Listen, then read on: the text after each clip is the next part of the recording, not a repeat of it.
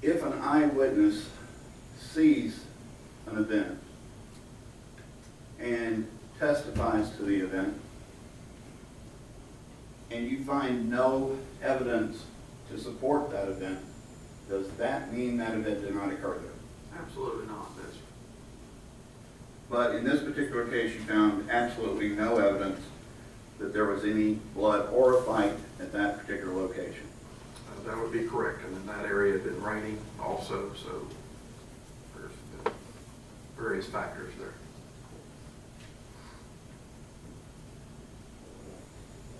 If witnesses testified that the machete was used in the yard, the grassy area of the yard of the Greenlaw residence, did you find any evidence to support that a machete was used in the yard area? No, sir, just out by the roadway. Again, it had been raining. So in fact, the only evidence that you have found forensically to establish any blood in this case associated with the area up in front of number 9 Aspen Street is out in the road. That is correct, in the gutter. And in regard to that, by virtue of the fact that forensically you found blood in the road, you came to what conclusion? Blood in the roadway, that obviously that a forceful bloodshed had occurred there, and I have a person who's injured that's moving down the roadway.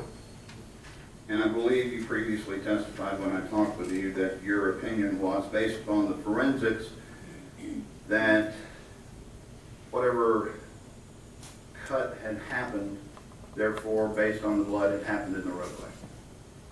That would be the point where I can pick up the trail, yes, sir. And if other persons have testified that that's not the case, then their testimony is not necessarily not true. Is that right? That's correct. With the rain and the environmental factors, that's possible. Now, in reference to that same area in front of number 9, there have been witnesses testifying in this case that there were 2 warning shots fired in the air, one in the yard and one in the street, by a rifle in the area of number 9 Aspen Street. Forensically, did you find evidence to support or not support that? I would say there's evidence that could certainly support that. So in this particular case, the witness's testimony is supported by the forensic evidence. Yes, sir. What kind of shell casings did you find? 223 caliber rifle. Witnesses saw and heard 3 warning shots being fired in the street at number 9 Aspen Street by a handgun. Forensically, did you find any evidence to support that? No, sir, I did not.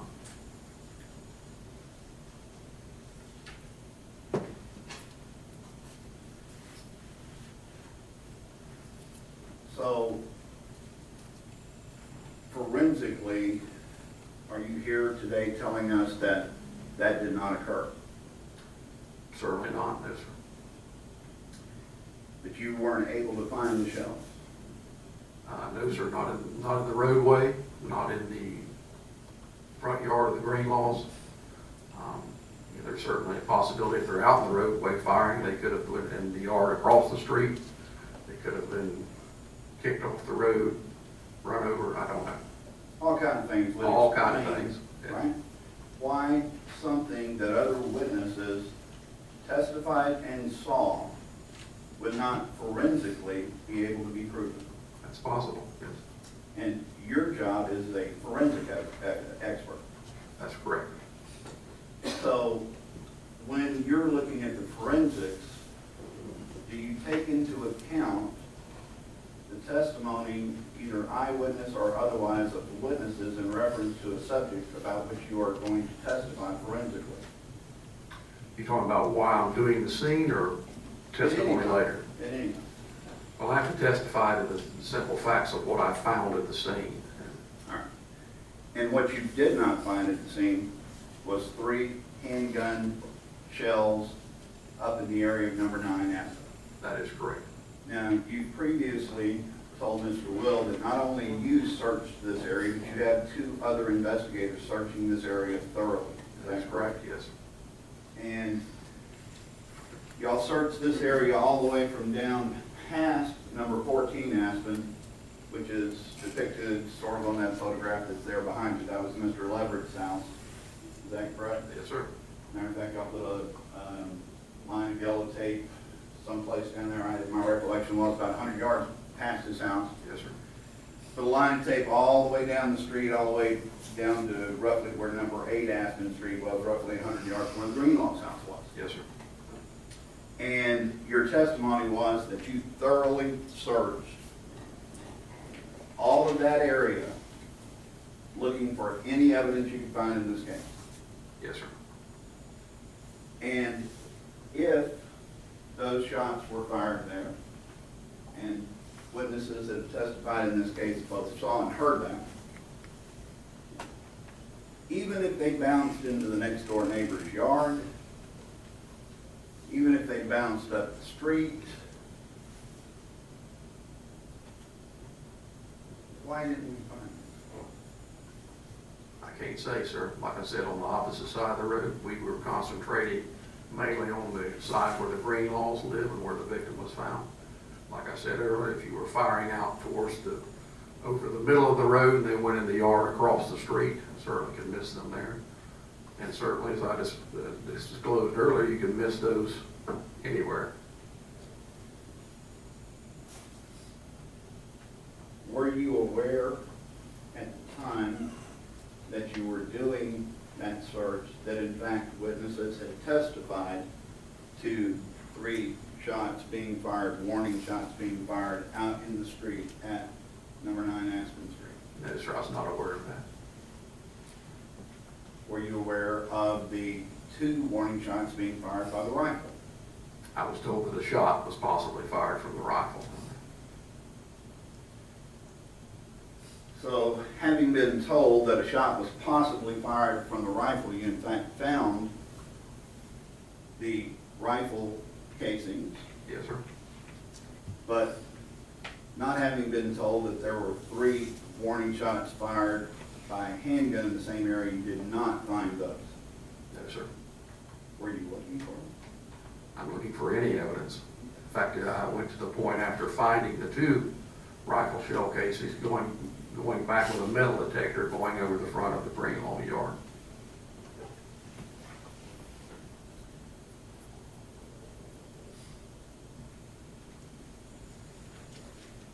Now, the fact that you did not find those shells does not mean, does it, that in fact they were not fired? Certainly possible.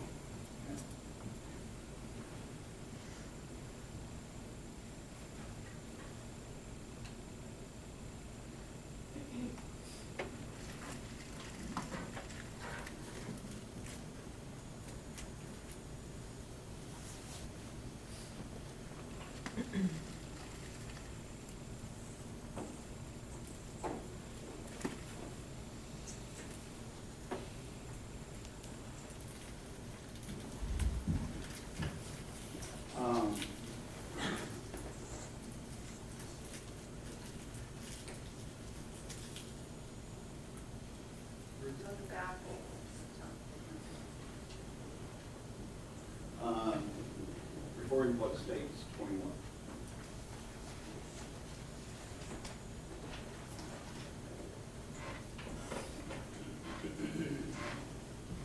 You had previously testified that you recognize this, right?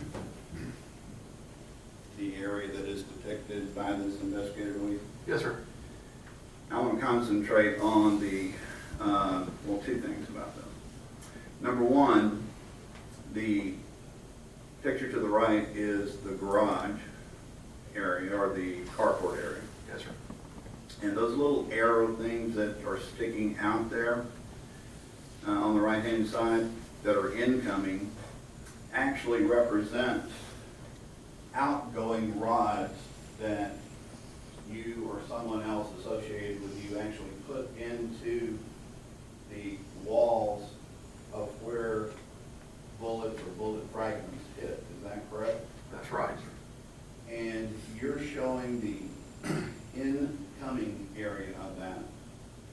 In other words, if I'm looking at this correctly, it looks like a little arrow with pointing in that direction. Yes, sir, you can see the arrow heads there. But actually, when you're doing it, the reverse of that is true, isn't it? You're actually putting it in to determine where what you have there is currently being represented. Yes, to give you an overview of the photograph perspective of it. Right, and you took a whole bunch of pictures of those items, did you not? Yes, sir, I did. And the garage area that is depicted on the right-hand side, you have those arrows drawn as to incoming direction. Yes, sir. If you were to take a ruler or some device and draw a line out to the street where those are, where would those lines intersect with the street? Well, we have a trajectory laser, which was malfunctioned and not working at that time, so we're not able to do any laser trajectory. But just based on the ejected shell cases, I can get a general location. Well, I don't use what you're talking about, don't know what a laser, whatever it is, but I'm looking at it and it appears to me, if you are looking at the garage and the cardboard, that in fact the shots are coming in from the left, doesn't it? There is a left angle to all of them. Yes, there is a slight left angle to pretty much all of them. And if you see these where they spread out right here, this is something we see usually a more of a tactical approach to a shooting problem. And would you like my opinion I'm not sure about what. about what's going on with the shooting and why this Well, is I'm gonna ask you some questions about that, and you probably will end up giving it to me, but the bottom line is that there is a definite left-hand twist. In other words, the persons who were firing these shots were firing from the left-hand side of the area. To get those into that position, they would have to have been on the left-hand side looking. That's right, it's a progressive movement here from the left to be in the front of the garage. Now, if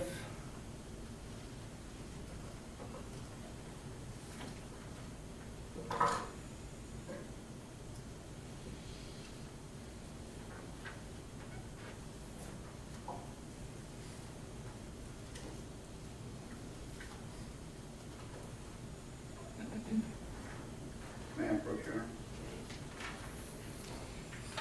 Let me show you what's been marked in Lindsay. Do you recognize the area that is depicted by that photograph? Yes, sir. Once again, there are some markings on this photograph, are there not? Yes, there is. And on this particular photograph, there is an X, is there not? Yes, there is. And if I told you that that X was testified to by a witness that was standing about 8 feet away from that X, and that he told us what took place, the X represents the person who was holding the shotgun, pointing it with a flashlight at the defendant. So if that person, if the testimony was that that person fired a shot and then ran from the location of where the X is into a defensive position over on the left-hand side of the garage, does that explain the angle of the shots? That is one theory and one possibility.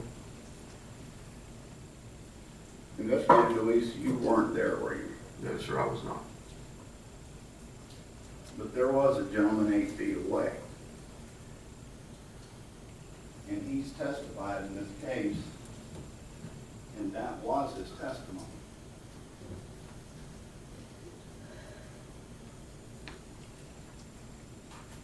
Now, in reference to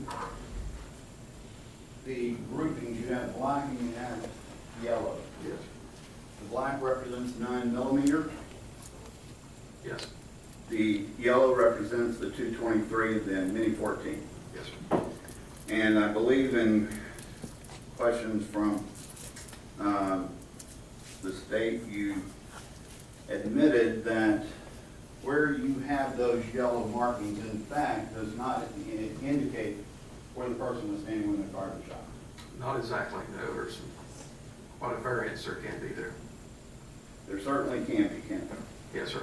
There are a bunch of conditions that come into effect when you're determining where a shell casing ends up as opposed to where the person in fact was shooting from. Is that right?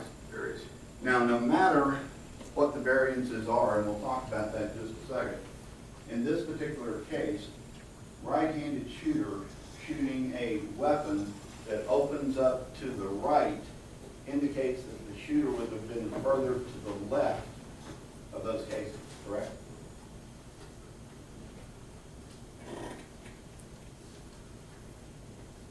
Speculating in this area here.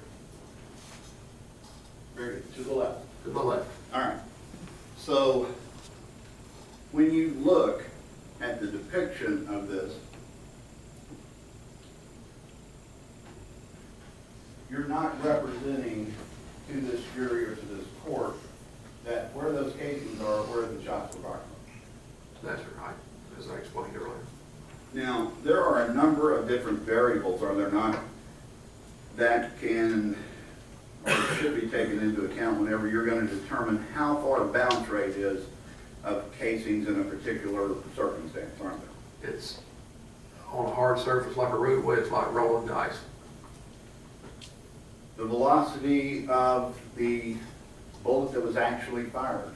Yes, as I said earlier, the load, it could be the actual angle that the person's holding the rifle will vary that.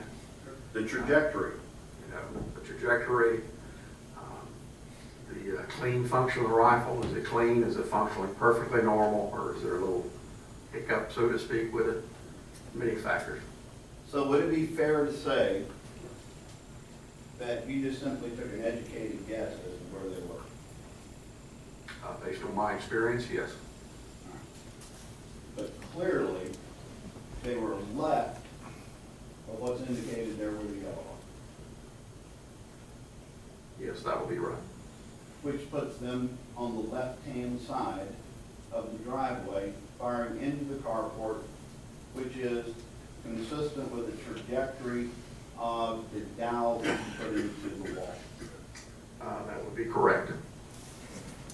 Now,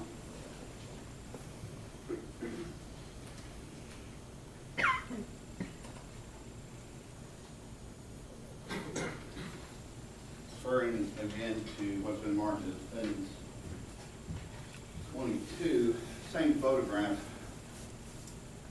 If you look at that area, look at the X, look at the left-hand corner of the garage area. There's a car sitting there, is there not? Yes, there is. Now, the car was not hit by any of the bullets, was it? That is right. And if the person that fired the shots were standing in a position so that when they fired, the bullets, even though they may have been firing at the person that was standing there pointing a gun at them and then fired, the bullets would have gone into the carport. There's an area between the car and the garage, is there not, where the bullets would have entered, that is consistent with what you see there. Yes, sir. So, forensically speaking,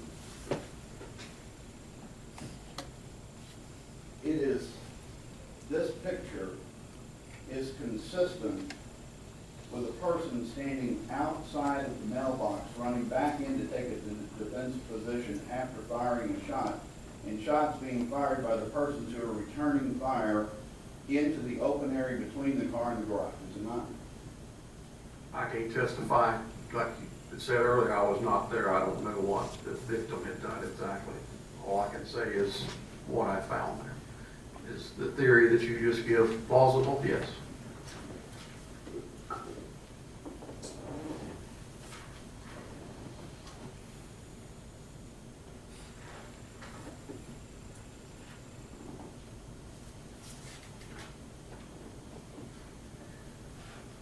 Let's talk about the shotgun. First of all, what kind of a make and model is that shotgun? Let me grab those two. Can you just hold it started? Yes, sir. It's M1 here.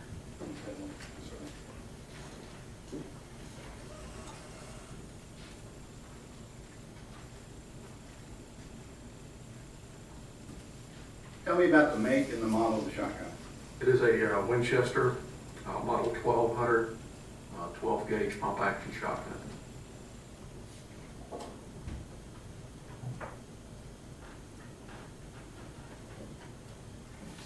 And in this particular case, when you eventually got around to getting to that shotgun, can you tell me, do your notes reflect what time it was that you were first able to examine it? No, sir, I don't believe my notes refer to that. But I would say it'd be in the afternoon.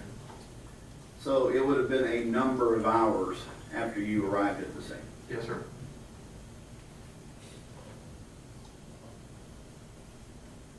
Is there forensically a reason why making a determination about whether or not a gun was fired recently is lost after the passage of several hours?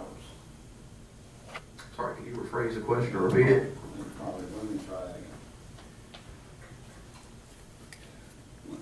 Let's go back, let me retreat.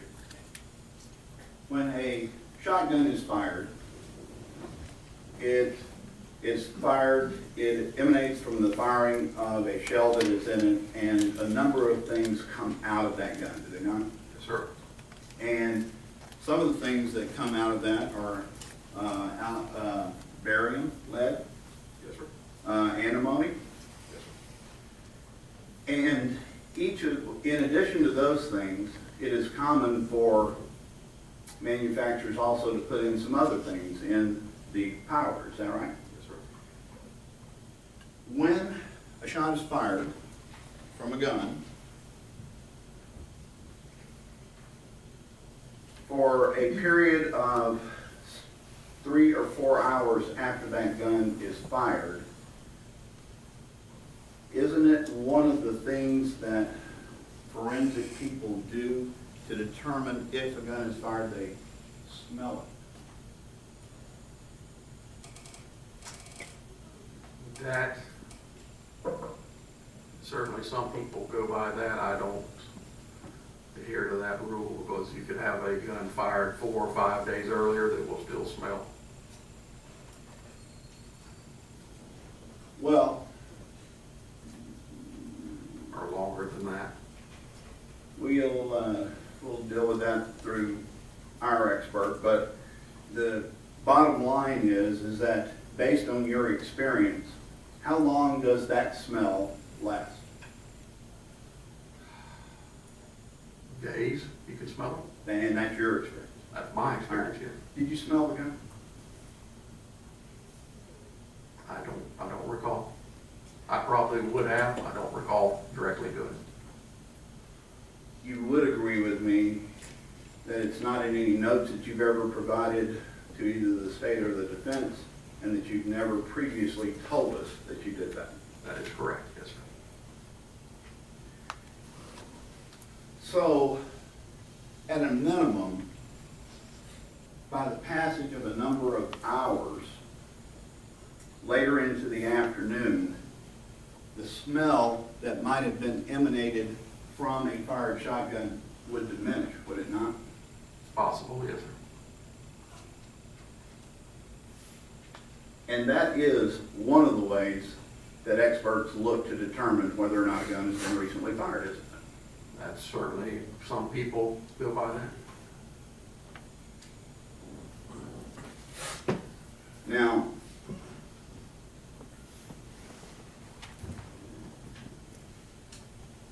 you are a firearms specialist.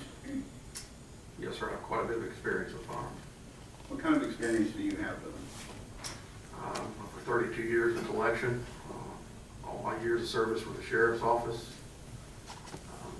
numerous courses I've had, even with the ATF to identify firearms. I teach firearms to our new people, how to handle them, the various, from antiques to modern firearms. And over your years, not only as experience in your work capacity, you've also got quite a bit of experience handling shotguns and rifles and other sort of things in your personal life, do you not? Yes, sir, I have. And you would consider yourself at some point in time to have been a hunter? Maybe still do? Yes, not lately, but I have hunted, yes. Okay.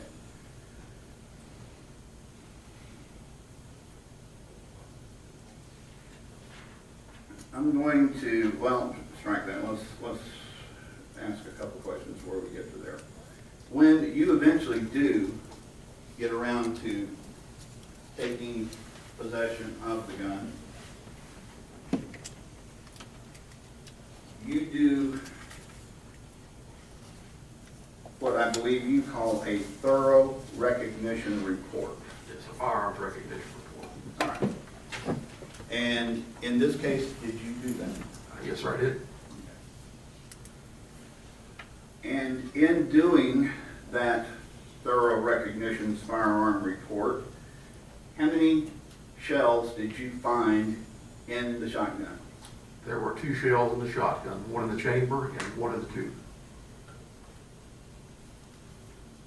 Was the safety on the weapon on or off? Off. It was ready to be fired. Yes, sir. Now, to get a shell in a pump shotgun into the chamber, does one have to manually do that? Yes, you do. So, at an absolute minimum in this case, the shell that was in the chamber of that gun was manually loaded into that chamber by someone. Had to be.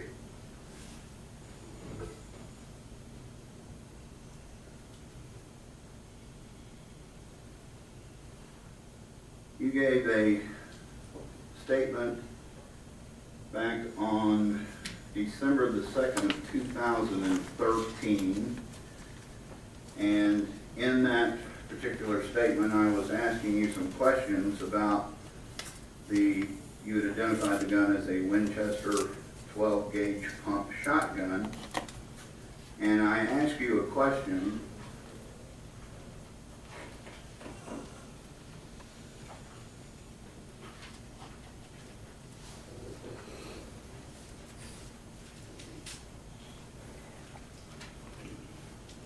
Young man.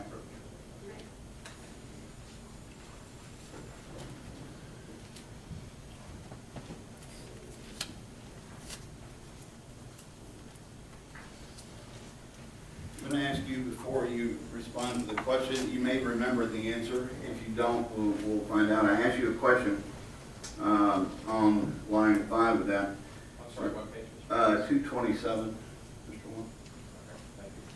In a 12 gauge Winchester pump shotgun, how many shells does it hold without taking the plug out? Do you recall me asking you that question? Yes, sir, I did. And what did you tell me? My answer in this, Yes. my answer in this will hold, I believe, 4 in the tube, if I'm not mistaken, and 1 in the chamber. I was just dead wrong, wasn't Yes, it was wrong. it? And when I asked you that question in December the 2nd, 2013, you'd been in possession of that firearm for over 2 years, had you not? My evidence section had, yes, sir. And you were aware by virtue of the questions that were being asked, an issue in this case was whether or not that shotgun has been fired. Yes, sir. All right. And you would have to agree with me, would you not, that there would be a difference between if one shot had been fired from a gun that held 5 shells versus a gun that held 3 shells. If one shell was fired, how many would be left in the guns of each one of those? Sorry, could you Yeah, repeat the let's question? try again. There was a multiple question there. 5 shell gun fires 1 shot, how many left? 4, 3 shell gun fires 1 shot, how many left? 2, So how many shots had been fired is directly linked, at least in theory, to the number of shells that are in the gun. well, if there's a shell, if there's one in the chamber and it's fired, There's, So the bottom line is that 2 years into this case, after a thorough examination of this shotgun, you told me that this gun contained 5 shells, or this model would hold 5 shells with plug in. during the course of the deposition, I did say that if I was not mistaken, which I was mistaken. And as a matter of fact, right after that, I asked you, based on my experience, I think it holds 3, right? Yeah, with the plug out, it holds 4. Now, actually, with the plug out, it actually holds 5, but that's Well, different depending story. on the magazine capacity of the shotgun, you can get it in various tube lengths. I'm not talking about various ones, I'm talking about this gun. Okay, this guy. My question is, how is a gun expert, with all this years of experience, having the gun in your possession for 2 years, I know the answer to that question. Well, as I told the jury earlier, I have to send these items to the Florida Department of Law Enforcement. I cannot take it apart, nor will I take it apart and determine if there's a plug in it. And I'm not going to be sticking shells in it until it's examined, until if I determine, that FDLE has already examined the firearm, because I'm altering the physical evidence, or certainly capable of doing so. Well, I got that, but the bottom line is, my question wasn't if you took the plug out. My question was if the plug was in. That was the question I asked. If the plug was in this model, this gun. And bottom line is, you didn't know the answer, did you? Again, wasn't asked to examine it up to that point of the capacity. Well, I thought you were the forensic expert in this case, and then in your area of expertise, as having gun experience, that this was your job to thoroughly, as you recall, testifying, examine the weapon. Yes, sir, to the point of not altering anything forensically, so it has to go to a lab. Because they, by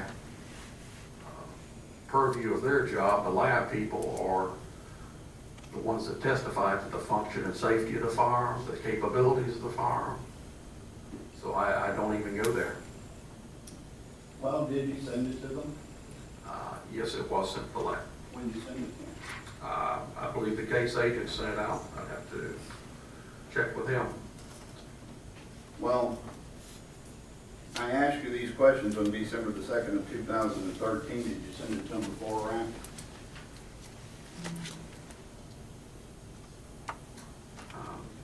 He may have had it sent afterwards, because I hadn't said at that point when we had our deposition.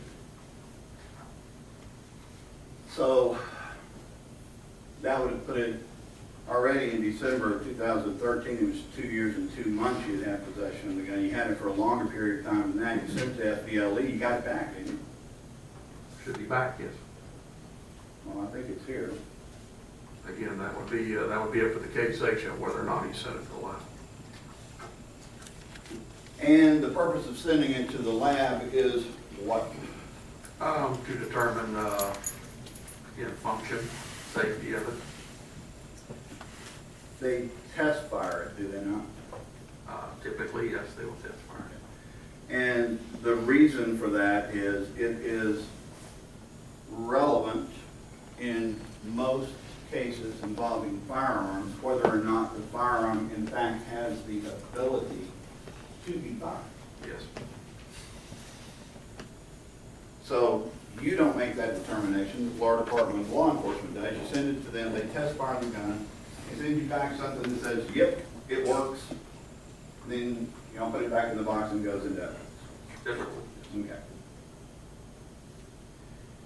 So, in this case, without taking the gun apart, just looking at it, knowing the make and the model of the gun, assuming the plug was in, was the question you were asked, and you told me 5 shells.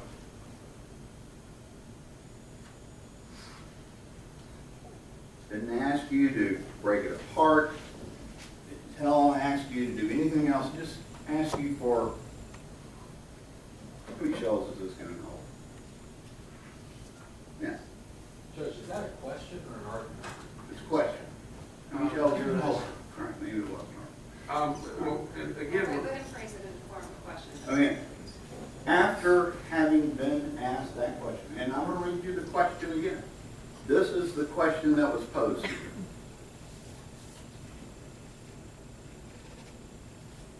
In a 12-gauge Winchester pump shotgun, how many shells does it hold without taking the plug out? number one, when you asked me this question, I did not have the shotgun in front of me.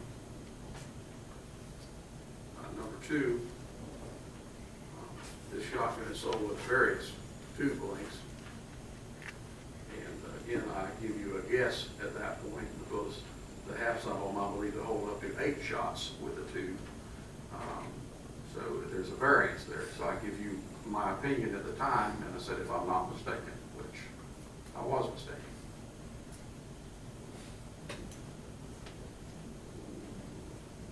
In this case,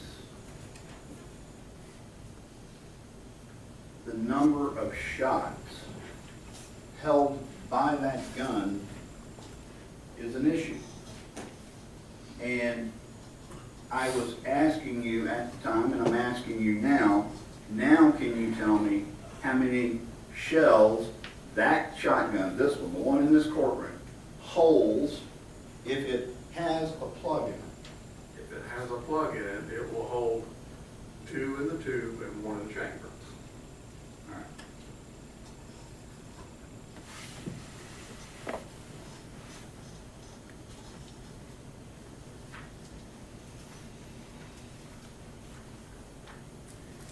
And if, theoretically, if someone testified in this case that they were standing 8 feet away from somebody, their best friend, and that their best friend fired that shotgun once, how many shells would have been left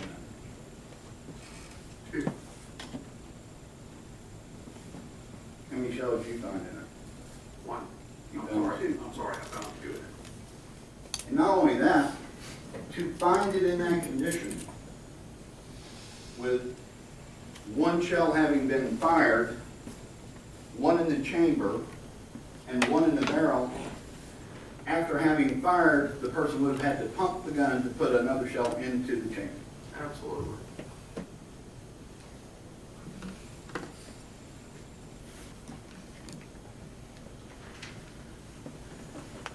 Now, we were talking earlier about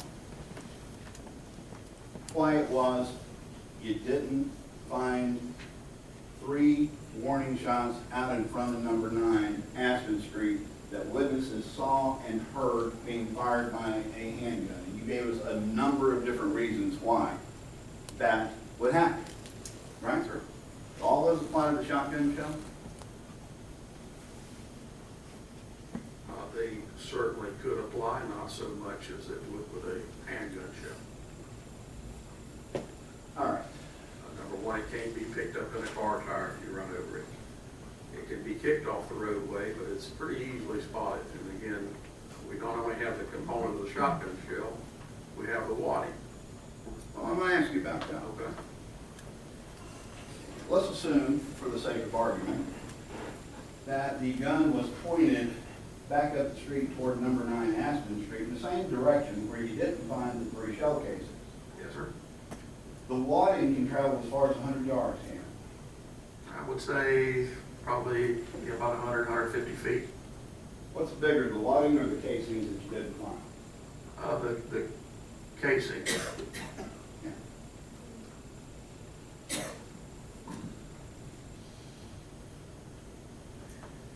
Now, one of the reasons why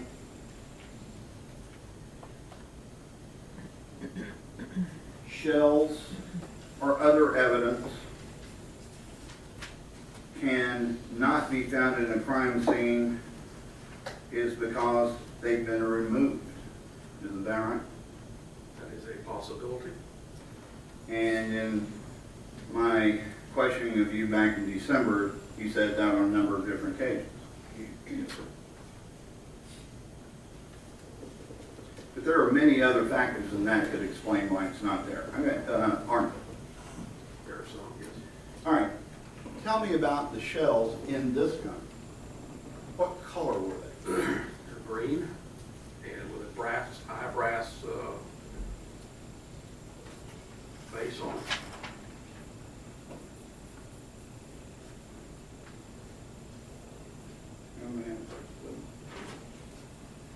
I want to show you what's been marked as FX4. Is that right? Four Fs. No, 4. 4 Fs. F times 4. F times F, F, F, F. Ask me if you recognize that. Yes, sir, I do. What is that? Those are double-aught buckshot shells, which were recovered from the vehicle of the victim.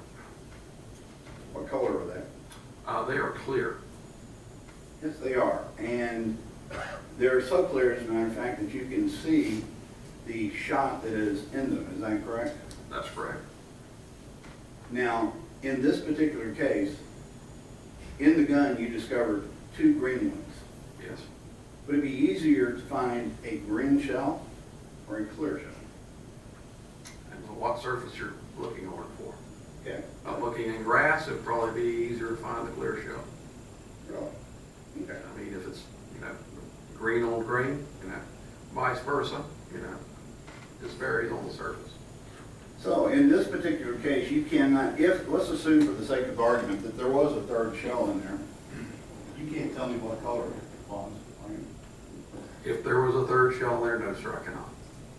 And do you recall telling us back when in December of 2013 that you were looking for a red or a green shell?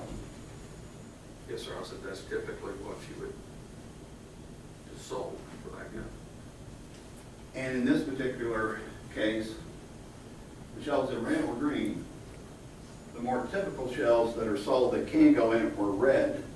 So you and your investigators were looking for a red and a green shell. Now, you were looking for any kind of shell, but more specifically, you were looking for red and green. That would be normally what I would expect, yes. And that's what you said.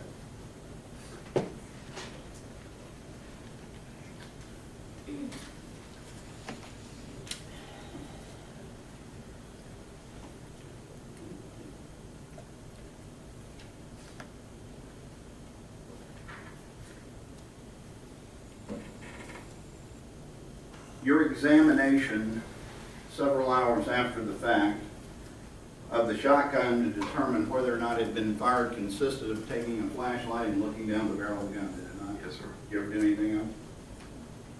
No, sir, other than didn't unload the firearm.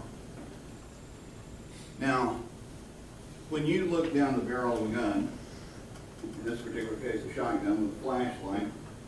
You said that you observed what appeared to you to be dust and dirt. Do you recall that? Yes, dust and debris, yes, sir. What is dust and what is debris? Times dust will be simply small fibers, just like you see on your table when you're getting ready to clean it off with pledge. You see a small amount of dust in there. And then the debris could be, again, leftover powder, propellant powders in there, and also, anything, dirt that's kept behind the seat of a truck. If it's laid in the floor somewhere, it'll get dirt in it. It'll get dirt and dust in it. If you put it in a gun cabinet, it's still going to get dust in the barrel. Now, the debris that you were just describing to us can consist of unburnt powder, can it not? Absolutely. And unburnt powder is the remains of what happens to a shotgun shell, or any shell for that matter, when it is expended from the chamber, proceeds down the barrel. Not all of the powder that is in that shell ignites, does it? Some of it is left over. So it remains. And it is the fusion of barium, lead, and antimony that in fact give you what we refer to as gunshot residue. That is correct. And in reference to gunshot residue, another way to try to determine whether or not a weapon has been fired is to take a gunshot residue test of the person who is alleged to have fired it. That's right. And if one does that, and if the results are negative for GSR, does that mean the weapon wasn't fired? No, it does not.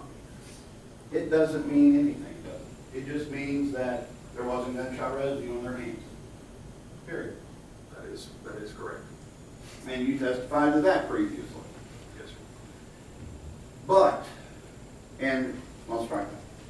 You told me that you examine the gun, but you cannot break the gun down because you have to send it to FDLE and it has to be test fired before you have the ability to do that. So therefore, you do not take invasive measures to determine if the gun was fired. Is that a fair statement? That is a fair statement. Is it invasive to take a cotton swab or a swab and gently put it down the barrel of the gun and get elements from the barrel of the gun and have it examined? I would not do that. I would leave that up to the lab. Did you do that? No, sir, certainly not.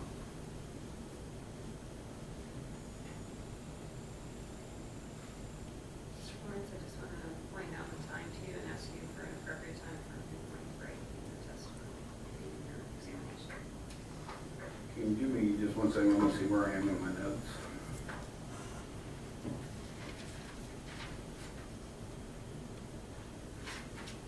Judge, this is as good a time as any. I'll pick it up from where I am. All right, ladies and gentlemen, of the jury, subject to all the court's prior instructions, you are on recess for the mid-morning break until 10:50.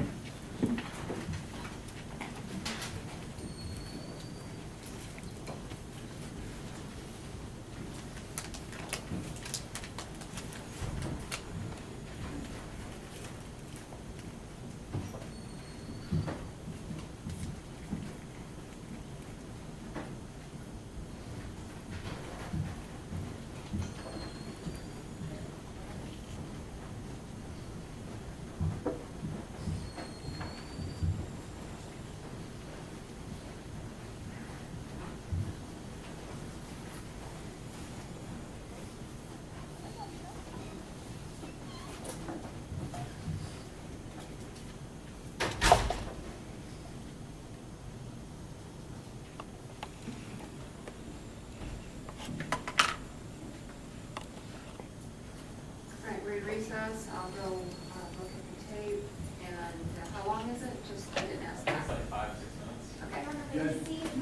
you have the right one, there was a redacted version. That is the redacted. Yes, yes, Okay. I'll ask council to be back at 10